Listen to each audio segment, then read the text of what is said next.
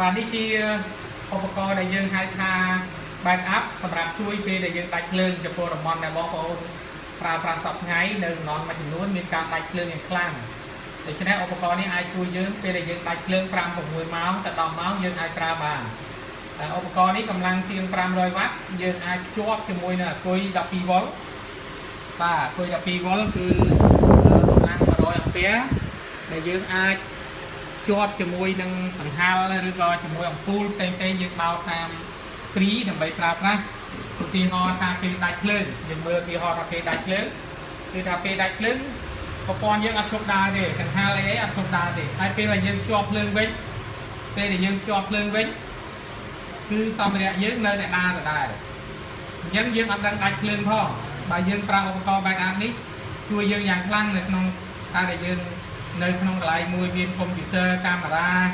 ឬប្រព័ន្ធផ្សេងៗឬក៏ប្រព័ន្ធយើងប្រើជាមួយស្ពាយដៃស្ពាយរមូរអីជាដើម